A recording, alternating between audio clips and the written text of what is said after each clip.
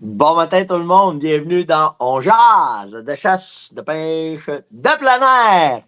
Avec moi-même, Steph Monette. Je peux pas parler à la gang de YouTube un matin parce que je suis pas capable avec ma patente, là. Ça va pas comme je veux, mais je vous vois, par exemple. Je sais que vous êtes là. Donc, bon matin tout le monde. Là, je vois que Hugo est là. Steve un matin, Vincent, Kevin de l'Assomption, Rémi, allô. Donc, je vous vois un matin. Nathalie, Nat, bon matin. Bon, ben, ça part, ça part. Ça a l'air d'être stable, ça avait l'air d'être slow un matin. Ça n'avait pas l'air à vouloir marcher tout le temps, mais là, ça a l'air d'être popé. Fait qu'on est correct. On est correct un matin. Hey, ça a été tout un succès chez La Tulipe, hein, au salon, là. Il y a eu du monde pas mal, puis on a rencontré. Puis c'est le fun parce que c'est le premier événement qu'on fait où est-ce qu'on vous voit. Tu sais, c'est le fun de vous voir en live, là, que vous êtes là, mais tu sais, on n'a pas eu contact direct avec vous autres, donc c'est vraiment cool. Fait que ça a fait du bien, maintenant. Ça fait du bien de vous voir. Puis, tu sais, après ça, on a fait le salon aussi, puis c'est cool. C'était vraiment cool. Puis, on a pris des photos, puis vous m'avez envoyé des photos. C'est vraiment nice. Fait que ça continue enfin aujourd'hui, hein, si je ne me trompe pas. Le salon finit aujourd'hui. Puis la Tulipe aussi, là, c'est l'événement plein air chez la Tulipe.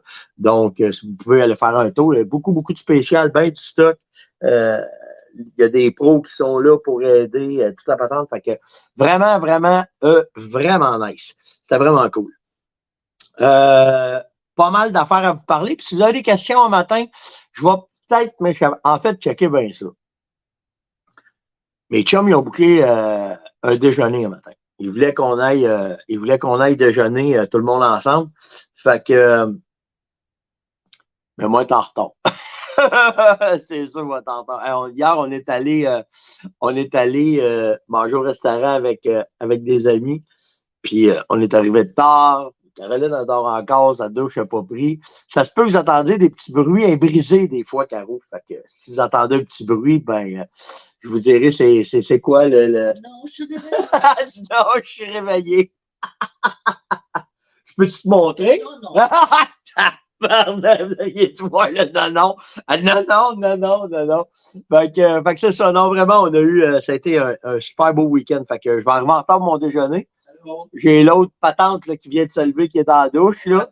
Bon, ouais, mon Dieu. Fait on est arrivé tard hier. Fait que un beau week-end, vraiment le fun. Puis je vais vous revenir. En fait, j'ai fait deux, trois petites vidéos hier pour les nouveautés que j'ai vues vite au salon. Mais la patente que j'ai trouvé vraiment nice, c'est la tente nu. J'ai de la misère à dire ce mot-là. Dans le kiosque de Boli, ils ont fait faire une tente selon nos exigences à nous.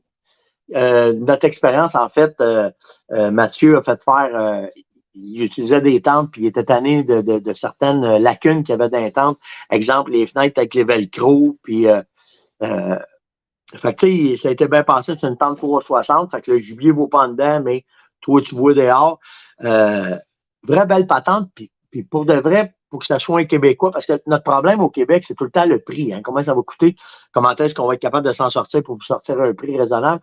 C'est une tente double, hyper solide, hyper bien faite, puis elle sort en bas de 300 pièces. Fait que c'est quand même très cool. Fait que, il y a eu ça. En tout cas, allez voir sur mes pages le vidéo là.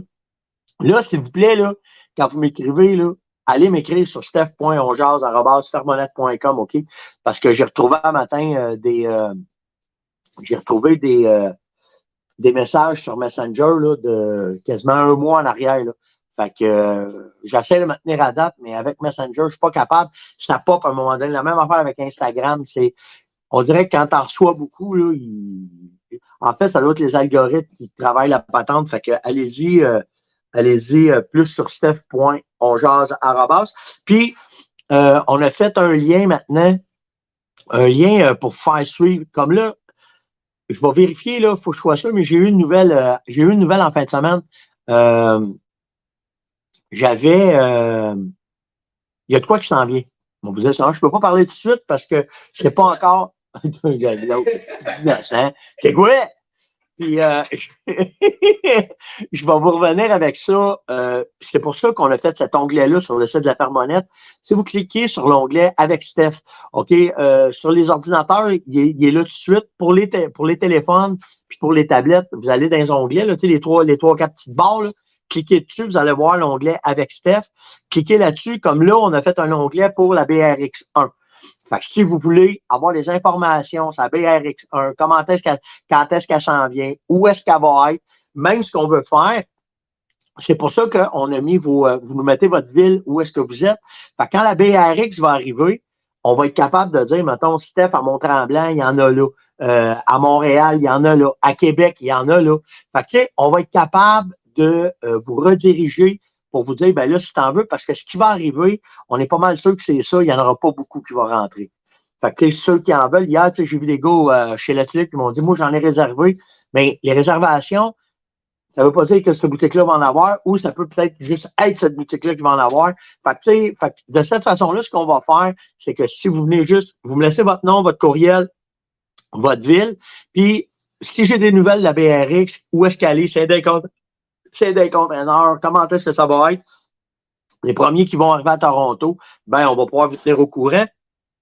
Puis probablement qu'on va en faire d'autres onglets comme ça avec Steph, puis que si, tu sais, si, mettons, tu veux des nouvelles de la BRX, tu vas avoir des affaires bien spécifiques. Je veux des munitions de 300 WSM, envoie-moi de quoi quand tu en auras. Ben, on va tout essayer de vous contacter directement, puis de vous envoyer les informations directement. En fait, on va vous rediriger vers les boutiques qui en ont. Fait que c'est ça qu'on va faire. Hey, Mario, au salon hier, pas au salon, chez La Tulipe, il m'a dit, tu veux-tu un estique de Q? Ouais, qu'est-ce qu'il y a?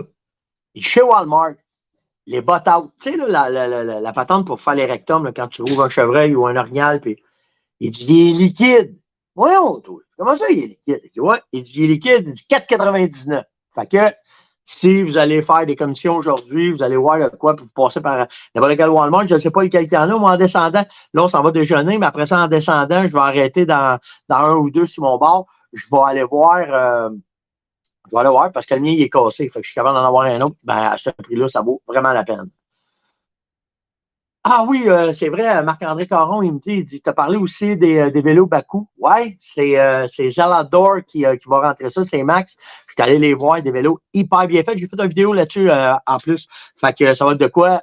Fait que tu sais, aux États-Unis, là, vous n'avez pas idée comment est-ce la part des vélos de montagne électriques, comment est-ce que ça l'a jumpé bien ratant. Regardez-moi ça. Bon. Mathieu Boudreau. Bon, Mathieu Boudreau, c'est ce qu'il appelle le matin. Ça charge, ça nous charge. Fait que vraiment, vraiment de quoi de nice. Fait que là, la plupart des vélos électriques vont prendre de plus en plus d'ampleur, autant pour ceux qui vont pas à chasse que ceux qui vont à chasse.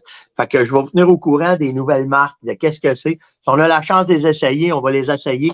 Fait que ça va être cool. Ouais, t'as raison, Mario. J'ai parlé aussi de la chaise de Huntnut. OK, qui est avec les tentes là, que je parle 360. Il a fait faire des chaises avec des bearings, pas de bruit, qui tournent 360 avec des ajustements de pattes. J'ai déjà fait des vidéos là-dessus qui montraient les chaises, mais celle-là est hyper bien faite. Encore une fois, c'est fait par des gars du Québec. Mais quand je vais les avoir plus, je peux vous dire, là, je m'en suis commandé. Fait qu'aussitôt que je vais les avoir, je vais vous faire des vidéos directement là-dessus. Puis on va débouler ça. Là, je vais y aller sujet par sujet parce qu'un matin, ça se promenait d'un bord puis de l'autre, mais quand même, je vais vous parler, passer à travers tous mes sujets. Hier, j'ai parlé de. Ah, si, je suis pas bon là, non. Si je fais ça? Non, c'est correct. Non, non, c'est beau. J'ai parlé d'Orignal hier. C'est quoi le nom? Hey, ça se peut-tu si je ne me souviens pas de ça? L'affaire d'Orignal, j'ai parlé, la pourvoirie du chasseur. Ah, si j'ai un blanc. En tout cas, je vous ai parlé hier que. Merci, Simon, de la pourvoirie du chasseur. Il a fait des vidéos vraiment en air. Merci, Romain.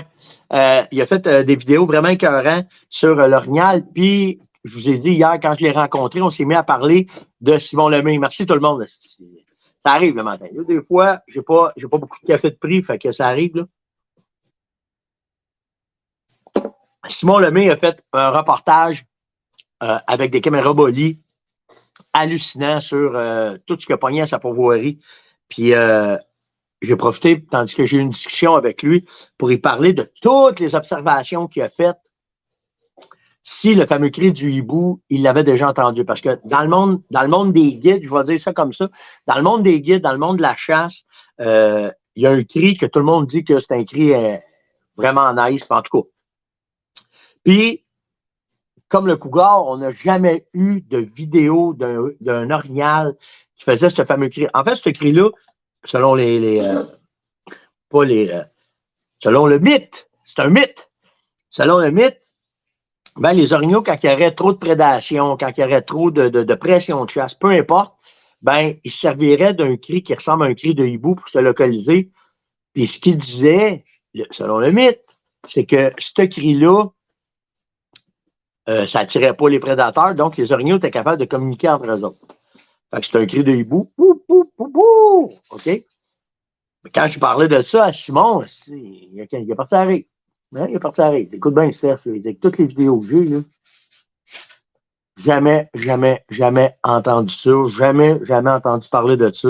Il dit, par exemple, il dit ce que je peux dire. Tu fais du bruit, t'es fatiguant. Ah, tu t'en vas? Ouais, OK, vas-tu être capable de filer mon truck? Ça aiderait ton père. Il faut que j'apporte tes clés, ça. Il faut que je remonte le barré. Fais-les, là. Fais-les, rentre dedans, fais tout. Ouais. Puis quand tu auras fini, fais juste, ben, appelle-moi pas, laisse-moi finir mon jazz. Le barré. Parce que tu as ton. Ah, oublie ça de bord. Ah non, oublie ça, ça va être trop tough. OK, papa, il va y aller le faire. C'est beau, gars. Dis au gars, hey, garde-moi 4 places. Moi, maman, Martin, puis Okay, cool. Martin va être là. C'est bon? OK, bye. Fait que c'est ça. Fait que le fameux cri du hibou, ben, il me dit, oublie ça. Et ce qui peut arriver, et je l'ai vu, ça, par exemple, il y a une femelle orignale parquée devant la caméra, elle bouge pas, je l'entends faire.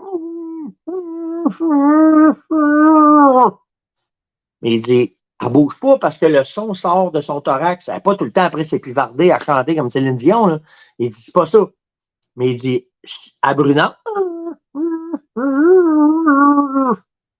Puis là, tu entends, ben, ça stimule le hibou, répond, ça n'a pas rapport. Là. Ça n'a pas rapport. Fait qu'il dit, selon lui, et je pense que moi, je suis pas, ça me prend pas grand-chose pour me convaincre. Mais par exemple, si on veut des vidéos, puis il n'y en a pas, regarde, comme le cougar, même si c'est affaire que le cougar. Même pas tant. Fait que c'est ça le cri du hibou. Donc, je vous encourage à pas utiliser ça. Vraiment pas, OK? Vraiment pas. En tout cas, on verra peut-être un jour que nous aurons les images et là, nous pourrons dire que nous nous sommes plantés royalement. Mais pour le moment, non, oubliez ça, il n'y en a pas. Hey, une Christie de belle initiative. Une Christie de belle initiative de National Geographic. Ils ont fait un post sur Internet en disant « Make your backyard wildlife friendly ». Ça, c'est pour les enfants, sensibiliser les enfants des villes à connaître les animaux qu'ils pourraient avoir d'un banlieue et le kit. Fait que ce qu'ils disent, c'est que c'est pas des ennemis. Ah, si je suis content qu'il y ait une organisation grosse de même, OK, qui est vraiment plus chou-claque de béton, on se le dira pas, on se le cachera pas, le National Geographic, là, c'est la beauté de l'air, puis les recherches, puis le kit. Puis là, National Geographic sensibilise les gens de la ville à être gentils avec la faune alentour d'eux autres. Puis là, ben, ils disent aux enfants les points importants à faire pour pouvoir apprendre sur les animaux puis travailler avec les animaux. Donc, ce qu'ils disent, c'est qu'il faut les identifier.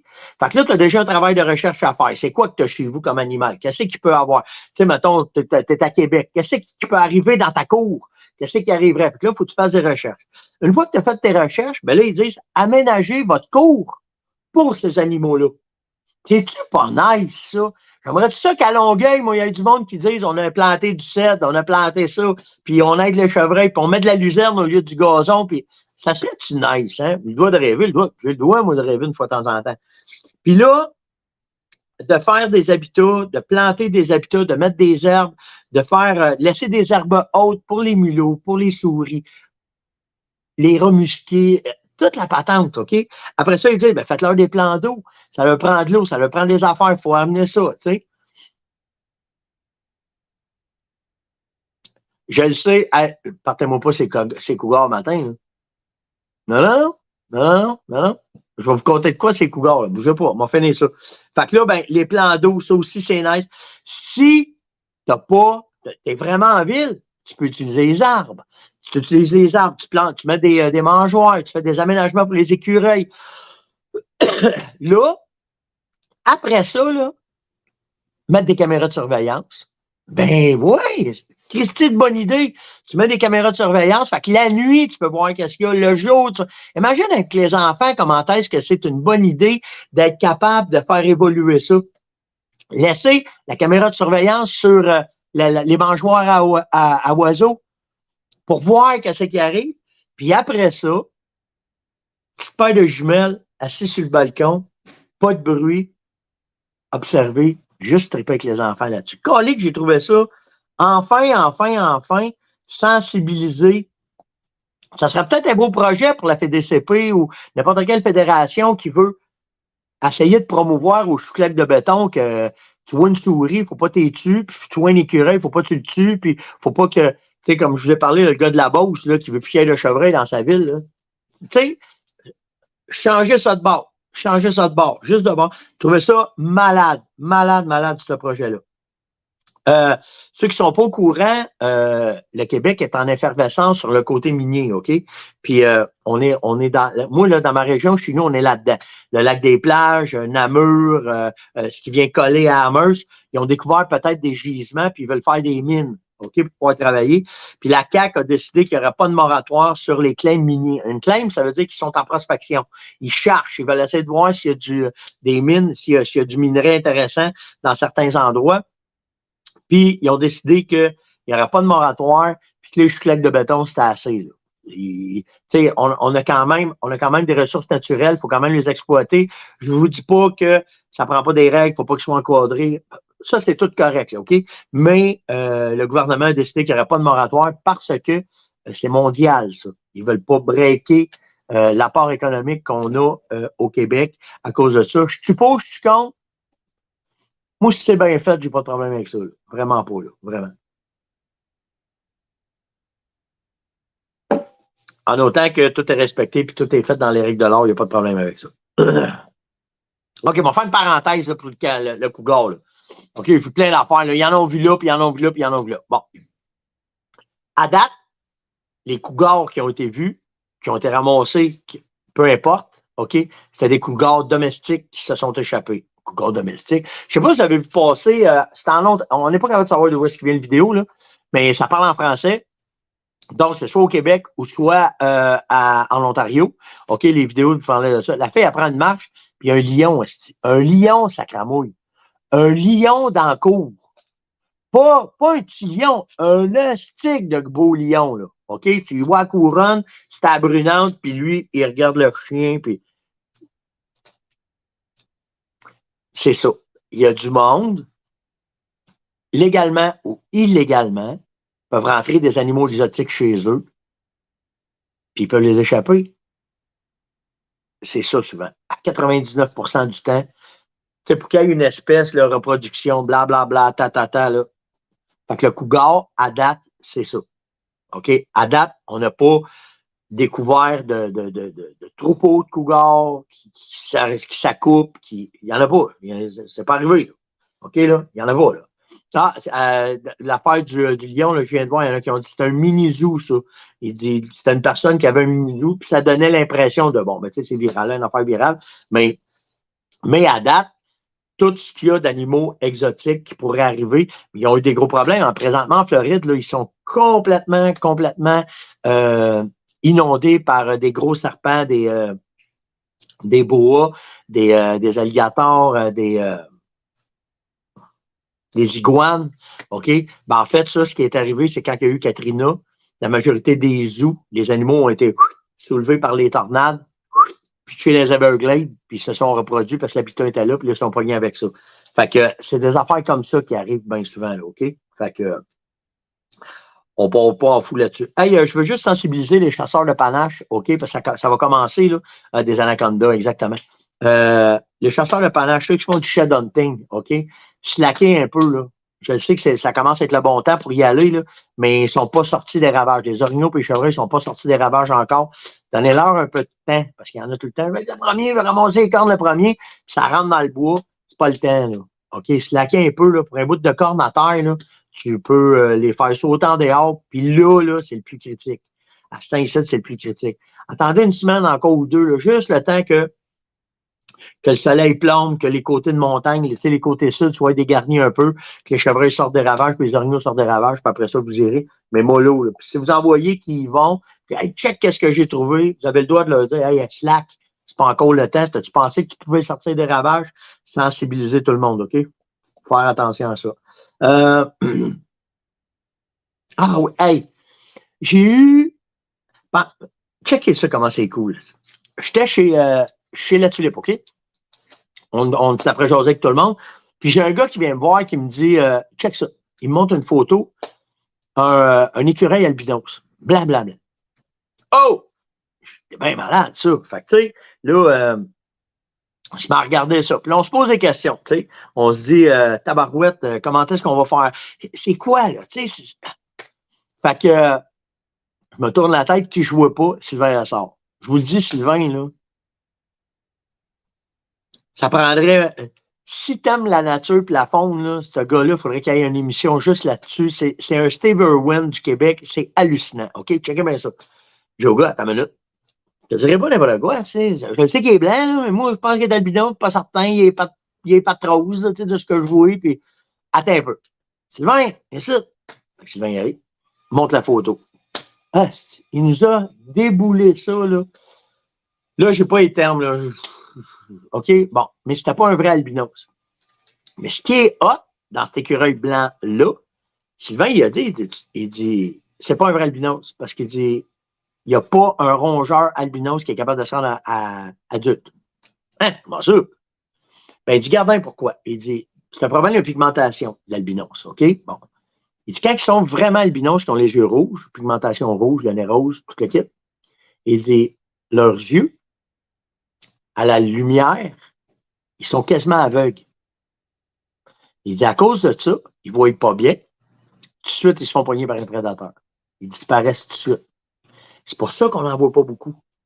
Il dit, des vrais albinos, impossible de passer à travers le temps parce que, à cause de la lumière du jour, ils deviennent aveugles. Aveugles, ils ne bougent plus. Ils sont blancs. Ils n'ont pas de chance. Fait que c'est pour ça qu'on ne les voit pas. Fait que, tu sais, c'est nice, hein? C'est Colin que c'est quoi. Hey, salut Marc, content de t'avoir vu, mon chum. Vraiment content de t'avoir vu au salon. On ne s'est pas vu assez longtemps, là, mais content vraiment de t'avoir vu là-bas. Fait que, tu sais, c'était cool. Le gars, il m'a regardé. C'est qui ce gars-là? Parce qu'il dit, ah, c'est ça, mélanisme. Merci Martin. Ça, le mélanisme. Il y en a un autre. Il y a un autre terme aussi. En tout cas, peu importe, là. Mais j'ai trouvé ça cool quand Sylvain nous a amené ce point-là. J'ai fait, je vous le dis, ce gars-là, c'est une mine d'informations. On ne chasse pas assez ensemble.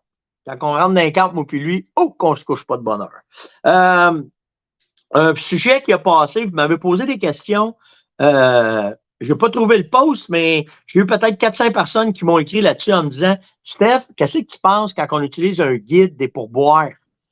On en laisse-tu, on n'en laisse pas? Comment est-ce que tu vois ça? Ben, c'est simple.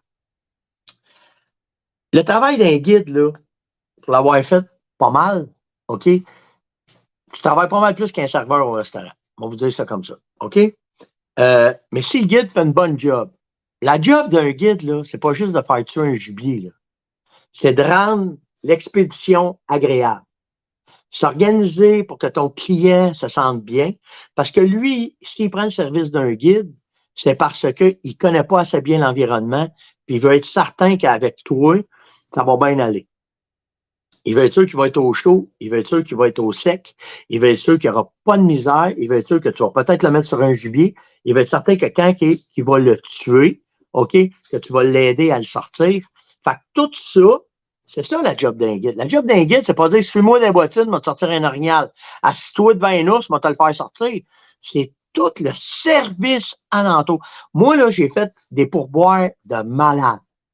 De malade. Je vous le dis, là, en guidant, là, des affaires. Caroline, elle vous le contrerait, là, j'avais fait ça un chevreuil, un gars, à un moment donné, là, à toutes les fois que je touchais à son chevreuil, il me donnait 100 pièces US.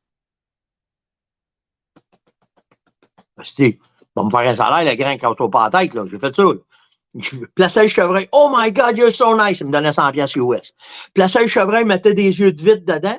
Un petit plus que les autres faisaient pas. Parce que moi, pour les photos, je voulais qu'il soit beau, le chevreuil. Mettais des yeux de vitre, prenais une photo, il y avait de l'air écœurant, le chevreuil. 100 pièces. Virais le chevreuil, il embarquait dans le trailer, faisait attention au panache, attachait le panache, faisait attention. 100 pièces. Rouvre le chevreuil, 100 pièces. Plume le chevreuil, 100 pièces. Quand je suis arrivé le soir à la maison, là, j'ai dit à Caroline, t'as même pas idée. Elle dit, qu'est-ce que je sais pas. J'ai de l'argent partout. Elle dit, comment ça, tu as de l'argent partout? Là, je me mets à vider mes poches. Chaude, ben voyons donc, qu'est-ce que t'as fait? Qu'est-ce qui est arrivé? Malade, le client. Il était après viré fou. J'avais fait 1700 pièces de type US. Il avait touché 17 fois. À peu près ça. Fait que, tu sais, le service que vous donnez, les guides, ou le service que vous vous attendez à recevoir, il faut que ça soit clair. Clair avec votre guide, puis clair avec votre client s'il y a des guides qui m'écoutaient. Tu sais, moi, j'ai déjà emmené un client pêcher le saumon. À l'époque, c'était pas comme aujourd'hui. Puis le monsieur, c'était le président d'American Express. Il était pas capable de marcher, le monsieur. Fait que souvent, je le mettais sur mon dos. Je l'amenais au bord de la rivière. Mais là, dans le courant, le monsieur était âgé. Il partait dans le courant, tu sais. Bougez pas, moi, vous arrangez ça. Pourquoi? J'ai reculé le pick-up, je l'ai assis dans le pick-up, j'ai strappé sa chaise roulante dans le pick-up, j'ai pogné le pick-up, je l'ai reculé dans la rivière, puis je lui ai dit, là, t'es dedans. La run est là, amusez-vous. Il capotait. Il pognait du saumon, là, assis dans le bois du pick-up. Mais ça, j'ai donné du service. Fait que, tu sais, après ça, y a-tu un barème? Y a-tu un barème pour voir? Ben, tu sais, si on donne 10, 15 c'est rendu pas loin de 15-20 de service aux serveurs à ça. Je te dis pas de donner 20 parce que, tu sais, ce gars, moi, ce que j'ai tout le temps dit quand je guidais ou quand j'étais chef guide ou peu importe, je disais à mes guides, je vais m'en occuper. Moi, m'a passé le message. C'est moi le chef guide, m'a passé le message aux chasseurs. Fait que quand je faisais mon meeting avec mes chasseurs, je disais, écoutez, les gars, le pourboire n'est pas inclus dans le forfait. OK? Puis si vous voulez une idée à peu près, tout dépendant du prix, tu sais, si le gars payait 4500 c'est à eux autres normalement, les chasseurs, les clients le savent. Mais normalement, là, OK? Puis, tu sais, si le même chasseur à l'ours, tu l'assis dans le pick-up, si tu l'assis, tu ne parles pas, tu ne développes pas de relation avec, tu dis, ah ouais, c'est ici, ça se passe, tu viens le rechercher à 11 h le soir, il a peur, tu n'en auras pas de type, le gros. Tu n'en auras pas, oublie ça. Il faut que tu t'en occupes. Parce que s'il y a. Fait que, tu sais, le barème que moi je disais, c'est à peu près entre 5 et 10 du forfait, du montant du forfait de la chasse. Fait, ça coûtait 1000 $, 10 100 $, c'est pas pire. Puis ça dépend du temps, combien de temps.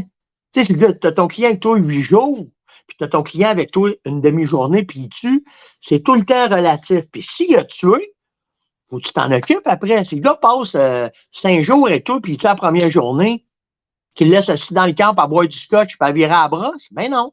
Moi, je les amenais, je les aidais, je disais, viens avec moi, on va aller bêter, on va aller faire le tour des. Viens voir avec moi les caméras. C'est ça, c'est ça, merci Edith, 18 c'est ça la job d'un guide. Mais après ça, là, peu importe, c'est le client qui décide. Je me suis déjà fait donner des bouteilles de vin en type, moi, je ne bois pas. Puis il y en a, merci de donner une belle poignée de main, puis il s'en allait. Mais s'il fait ça, tu peux lui demander, est-ce que quoi j'ai fait de pas correct? Hein? Qu'est-ce que tu veux dire? Est-ce que quoi j'ai fait de pas correct? C'est comment ça? Ben, non, non, Paul, c'est là, c'est ça que je te dis, là.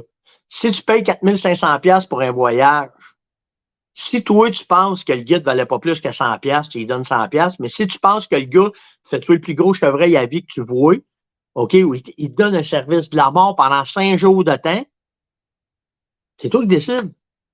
Ça prend juste du GBS, là. Si tu as moyen de te payer un voyage à 4500 $, puis tu n'es pas capable de te donner 3, 4, 500 $ de type, c'est toi qui décides, man. C'est juste ça. C'est juste ça.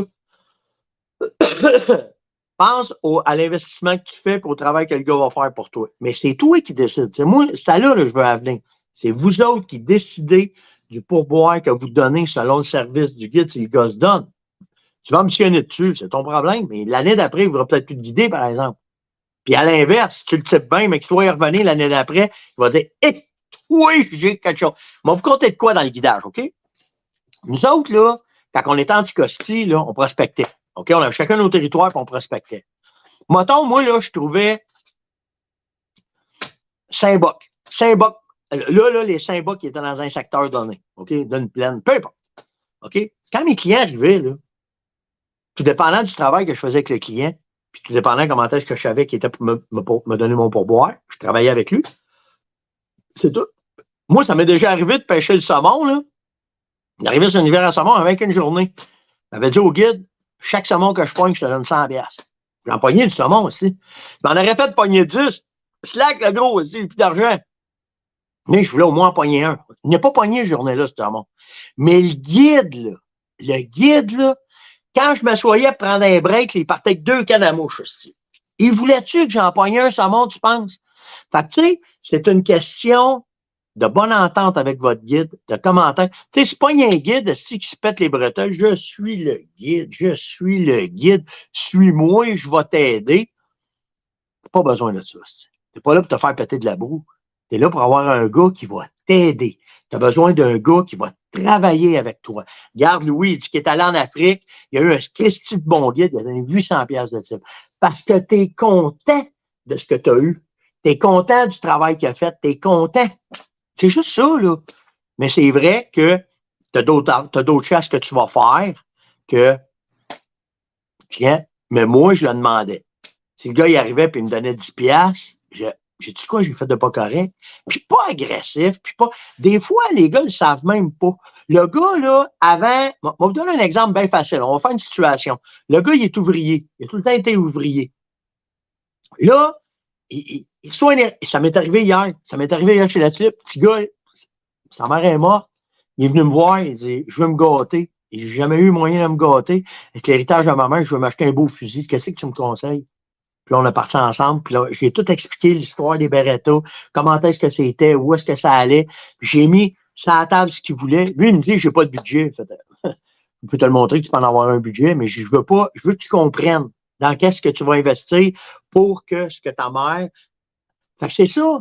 C'est tout le temps le travail que le guide va vous donner par rapport à ce qui arrive et comment est-ce que ça va aller. Tu sais, là, jouer, là, il y a des commentaires. Ce guide-là, il est écœurant. Ce guide-là, il est écœurant. Tu n'as pas besoin. En fait, le guide, il faut qu'il soit.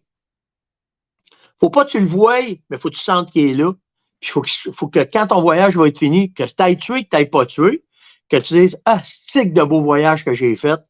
La même affaire qu'un repas au restaurant, que tu vas avoir mangé, tu vas dire, ah, si c'était bon, ben, tu vas t'échapper, puis tu vas y laisser un pourboire, puis ça finit là. Puis, tu peux le demander au guide, c'est quoi la moyenne des. Tu vas le voir tout de suite si ton guide c'est un truc de cul ou pas. Tu dis au guide, là, c'est quoi la moyenne de pourboire qui se donne ici, là, à cette place-là? Si le guide, il dit, c'est 500$, tu vas dire, tiens, mon gars, je paye un voyage 500$, je te donne le double. Voilà, si tu manges la boîte, ça n'a pas de bon sens. C'est à toi à gager ton affaire, puis à voir comment est-ce que c'est. C'est le même que moi, je vois ça. Direct comme ça. Hey, bon matin ce matin à Alexis. Salut Alexis.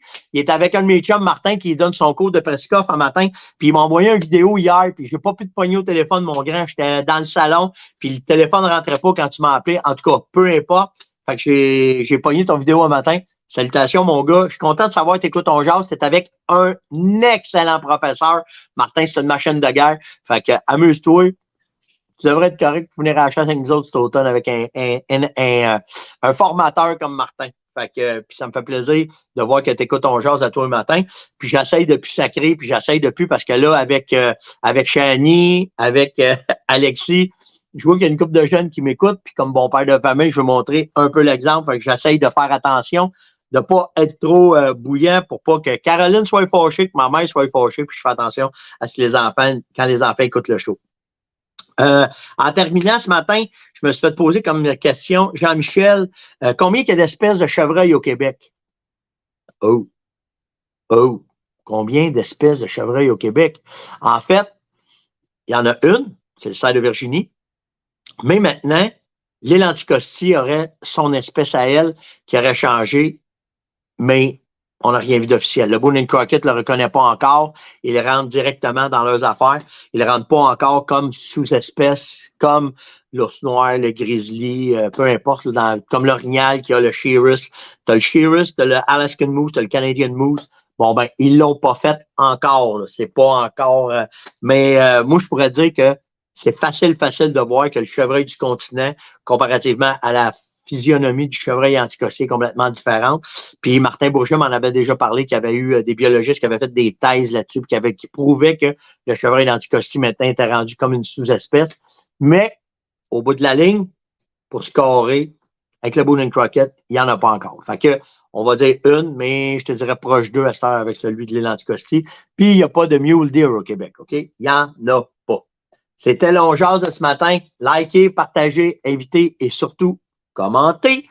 Faites attention à vous autres aujourd'hui. Il neigeait ici à Québec, là. Fait que là, ben, je saute dans la douche, je suis en retard pour mon déjeuner, puis après ça, on va voir ma gang. Puis après ça, on descend à la maison. On va se voir demain matin. Ciao tout le monde!